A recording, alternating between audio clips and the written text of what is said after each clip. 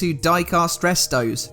My name is Jason and this is a rather tatty looking 71B Jeep Gladiator in the Matchbox range for 4 years from 1964 to 68. As you can see, this is pretty dirty and untidy. The door's still open and all components are present, but it's been bashed around so it doesn't have a surface on it without a scratch. The model is based on the Jeep Gladiator SJ, also known as the Jeep Pickup, or later the J series. It was in production from 1962 to 1988, but the name was revived in 2019. Gladiators were available as cabin chassis, stake beds, wreckers and chassis campers. This one is based on the short wheel-based Townside, as pictured here. I kick things off by removing the stumpy central rivet. The edges of the rivet holding in the windscreen are worn away by a drill bit that I modified. And then the wheels are removed from the chassis and base. Here are all the component pieces. Next, the doors, base and body are covered in very hot water before caustic soda is added to strip the paint.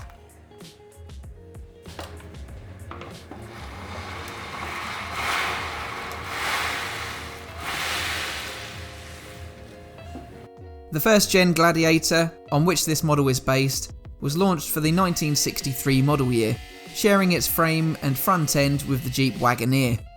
It was available with 4-wheel drive or rear-wheel drive layout, and could be equipped with dual rear tyres. Initially, the Gladiator was manufactured under the Willysus name, but in 1963 the name was changed to Kaiser Jeep in order to keep all holdings under the Kaiser name. American Motors Corporation purchased Kaiser Jeep in 1970, and the Gladiator remained in production throughout AMC's ownership. However, the Gladiator name was dropped in 1971 in favour of the Pickup or J Series name.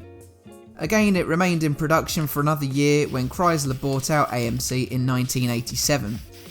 However, they discontinued the full-size Jeep trucks in 1988.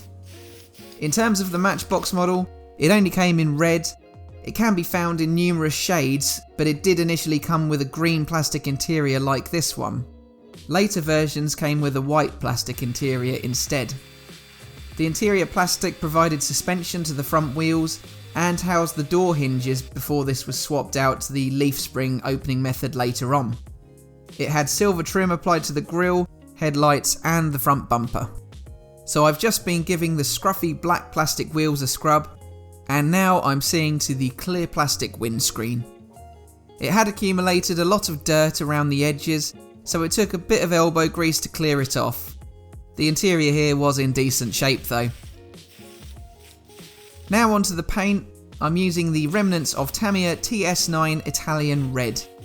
What I love about these rattle cans is that you can use every last drop from them, but you do have to be very wary about spattering. This red is a nice, solid, smooth colour and provides good results every time. The Jeep Gladiator name returned in 2019 attached to a mid-size pickup truck based on the Jeep Wrangler platform. It became Jeep's first pickup truck since the Jeep Cherokee-based Comanche was discontinued in 1992. So here I'm polishing the windscreen with Autosol metal polish and then dunking it into a cupful of Astonish wood floor polish to hopefully make it gleam and sparkle like new. The wheels are reattached to the body and the base. Then I use my Molotow chrome paint pens to fill in the grille, the headlights and the front bumper as per the original.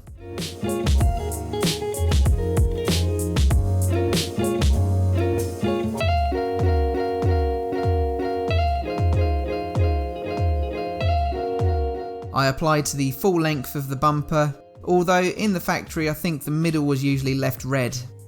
I suppose it really varies depending on who was working the shift that day. I used my 1mm pen to fill the gaps between the slats in the grille, and then the ends of the axles are touched up too.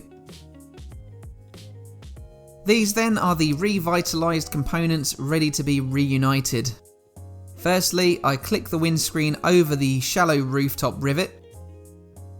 Second, I strategically position the green plastic interior knowing that it will need to be manoeuvred several times in order to fit the doors.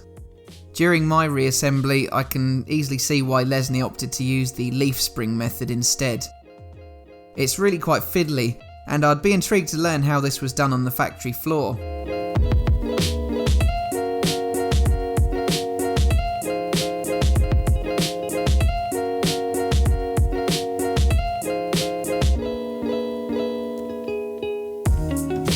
Eventually both doors are fitted after some gentle readjusting and fine-tuning. Finally, the base can be slotted through the gap at the front of the body, and the back end clipped over that shallow rivet that safely holds the base on. And there we have it.